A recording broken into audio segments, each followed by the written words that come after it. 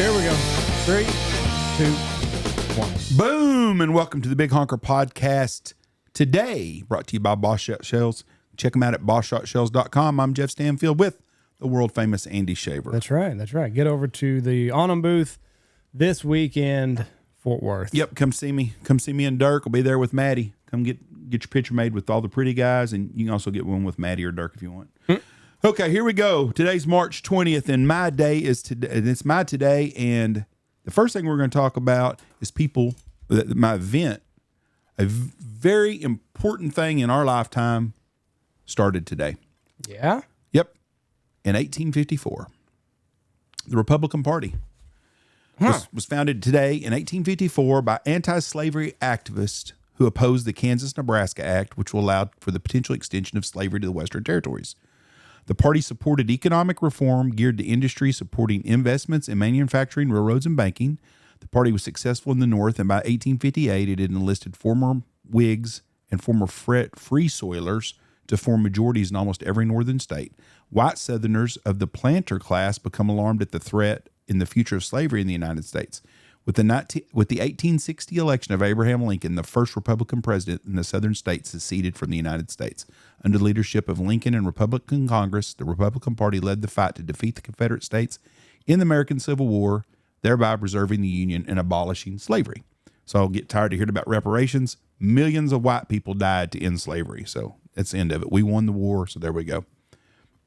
After the war, the party largely dominated national politics until the Great Depression in the 30s, when it lost its congressional majorities and the Democrats' New Deal programs proved popular.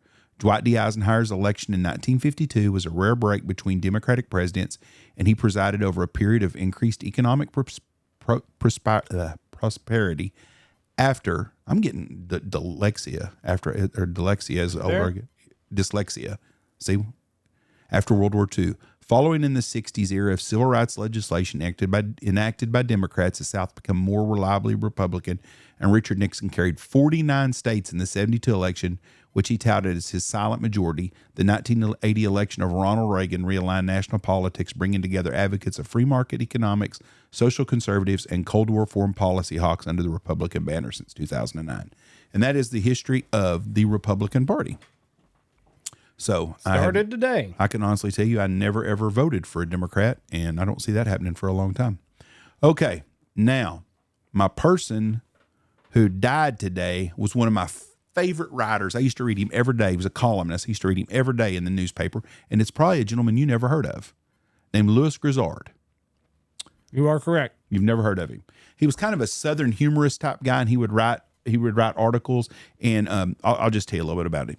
Grizzard was born in Fort Benning, Georgia. His father, Louis Grizzard Sr., was a soldier in the U.S. Army who served in both World War II and the Korean War and was a sole survivor of a Chinese attack that wiped out his platoon. Louis Sr. left his wife, Christine, as school teacher when Louis Jr. was young, and the mother and son moved in with Christine's parents in Moreland, Georgia, where Louis spent the rest of his childhood. As he talks about his dad had PTSD before they had it, and was drinking, and he died young. He was never right in the head after that. Can you imagine being in a platoon and you're the only person that survives? And then when it's over and you're trying to get back to help, or it's all quiet and everybody's gone, that would just be a terror. All the dead bodies laying around you. You know, war is hell, and that's a terrible deal. Grizzard attended the University of Georgia in Athens, where he was a member of the Sigma Pi and Gridiron Secret Society. During his time in Athens, he became an avid Georgia Bulldogs fan. He studied journalism, but he shunned the school newspaper in favor of the independent Athens Daily News. Before graduating with a bachelor's degree in journalism, Grizzard moved to Atlanta, joining the Atlanta Journal, and becoming the youngest ever executive sports editor of the Journal at the age of 23. The executive editor of the Journal, Jim Minner, said that Grizzard stayed there. If he would have stayed there, he would have been remembered today as one of the greatest newspaper editors of the 20th century. His time there included the Marshall University football team tragedy and the Journal's coverage of Hank Aaron's 715th home run. He went to work for Chicago. He later recalled this as the most miserable period of his time. His tenure included all the first Lacey Banks, sometimes first African-American sports columnist from the newspaper, which resulted in Banks charging racism against Grizzard and led to Banks' subsequent firing. In 1977, Grizzard returned to Atlanta as a columnist for the sports section of the Atlanta Constitution. After 8 months, he switched to writing humor life column that eventually made him famous. Anyways, Wichita Falls paper would have his columns in it a couple days a week or something. I would read them every day. Really? I loved them. Yep. Anyways, in 1988, Grizzard made his acting debut on the sitcom Designing Women in the episode Oh Brother, where he first aired on 18 January of 88. Grizzard played the role of Clayton Sugarbaker, the half-brother of Julia and Suzanne Sugarbaker. Grizzard had a somewhat troubled life, battling alcoholism and going through 3 divorces. He was voted the author from hell at a publishing convention for his behavior on book tours. He also suffered from congenital heart attack defect. Fuck, I can't talk no more. A valve problem in his own words. There are 3 little leaflets that control the flow of blood to the heart. I was born with only 2 of those leaflets. It was just after the Great War, so there may have been a shortage. Either that or my daddy didn't get a good toehold. His near death after his 3rd valve replacement surgery in 1993 brought in over 50,000 letters and well-wishers. A few days after marrying for the 4th time, Grizzard died of complications of his 4th heart surgery. Anyways, Louis Grizzard, you need to check him out. He was a really cool dude, and I really liked him, and I used to read him all the time. Probably one of the first people that I really liked, adult columnists that I read that I really enjoyed. So as Louis Grizzard, and I really liked him. Now, who was born today? The Snowman was born today. Who's the Snowman? What? Who's the Snowman? Oh, yeah, the one dickhead. A dickhead? Yeah. No. A great American actor. Yeah, what the hell? Jerry Reed. Right. The Snowman from Smokey and the Bandit. Yes. Was born on March 20th, 1937. He died September 1st of 2008. Known profession as Jerry Reed.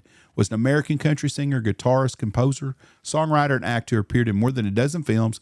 His signature song includes Guitar Man, U.S. Mail, both Elvis Presley did them, A Thing Called Love, Alabama Wild Man, Amos Moses, who our dog's named after, When You're Hot, You're Hot, and Eastbound and Down, the theme song from the 1977 film Smokey and the Bandit. The Bird, and She Got the Gold Mine, and I Got the Shaft, which is another good song. Mm-hmm. Reed was born in Atlanta and was the 2nd child of Robert and Cynthia Hubbard. Reed's grandparents lived in Rockmart, and he would visit them from time to time. As a small child running around strumming his guitar, he is quoted as saying, "I'm going to be a star. I'm going to go to Nashville and be a star." Reed's parents separated 4 months after his birth. He and his sister spent 7 years in foster homes and orphanages growing up. Reed was reunited with his mother and stepfather in 1944. Reed graduated from O'Keefe High School and Atlanta City School. The O'Keefe building still exists today. It was sold to Georgia Tech and now is part of the university's campus. In 1959, Reed hit the Billboard bubbling under the top 100, also known as the Roaring Cashbox Country Chart, with the single Soldier's Joy. After serving 2 years in the U.S. Army, Reed moved to Nashville in 1961, and he wrote a song called, where'd it go, Till? The song That's All You Got to Do, that was covered by Brenda Lee in 1960. He also became a very popular session and tour guitarist. In 1962, he scored more success with 2 singles, Goodnight Irene, and a song with Chet Atkins, If I Don't Live Up to It. So I never heard of them. In July of 1967, Reed had his best showing on the country chart, number 53, in his self-proven Guitar Man, which Elvis Presley soon covered. Elvis Presley went to Sun Country Records or wherever he was doing. He went to MCA or RCA or something and was doing a sit-down session and had a bunch of songwriters with him, guys that wrote for him. And Elvis Presley was really hard on his band. I mean, like really, oh yeah. By God, we're going to do this, and we may work 12, 16 hours, but we're going to get it right. And if the chords ain't right, we're done. And in comes this skinny, barefoot dude playing a guitar. Mm-hmm. Jerry Reed. And Jerry Reed had Guitar Man. And then he had a song called U.S. Mail. And Elvis Presley fell in love with him and said, we need more like this. And so Jerry Reed, that was kind of his big break then. And then he had a lot of kind of, he'd have good songs. And he played with people, and he was well known and stuff. And then in 1970, he had a crossover hit called Amos Moses, which was a hybrid of rock, country, funk, and Cajun styles. Went number 8 on the chart. And then his biggest hit of all times was Eastbound and Down, which was the theme song for Smokey and the Bandit, which was the hottest movie in that time, and it went to number 2 on the chart. So Eastbound and Down. Yep. And that's a guy I like. I always liked Jerry Reed. I have a good friend of mine who knew Jerry Reed personally and said Jerry Reed was not an actor. What you saw in Jerry Reed on TV was what Jerry Reed was like in real life. Right. Just a regular guy that played a guitar. Supposed to be a really good gentleman. Was married to his wife and had 2 daughters. And was still married to her when he died. He'd been married for like 50-something years. God bless him. So, anyways, that was Jerry Reed, and that's Jerry Reed, Louis Grizzard, and the Republican Party. I had a couple other things I could have talked about too, because I had a little bit more choices than you did. I had Fred Rogers was also born today. Mr. Rogers' Neighborhood. Right. Kind of a sad story. He was kind of a he was born to a preacher and stuff. He had some problems too, like everybody else did. But killed too many people in Vietnam. nah, that's not true. He didn't even go to Vietnam. That was all a story about him being an ex-Ranger SEAL and all that stuff. That's what they want you to believe. He's not. He did not do that. He was shunned by everybody because he was kind of introvert. Because he killed too many people. But he got to be good friends with the football star in high school, and that helped him a little bit. Very smart guy. But you want to know what's really weird? You know, they had a movie on him In Your Neighborhood or something, and Tom Hanks played him. Yeah, that's his sixth cousin. Oh wow! So, anyways, that's fantastic. That's one of the things I learned. So, anyways, that's what I got right now from. That's my today for March 20th. Thank you. God bless y'all. Come to Boston or come to the Bass Classic. Come by and say hi to me. Thanks. Bye. Watch for deer.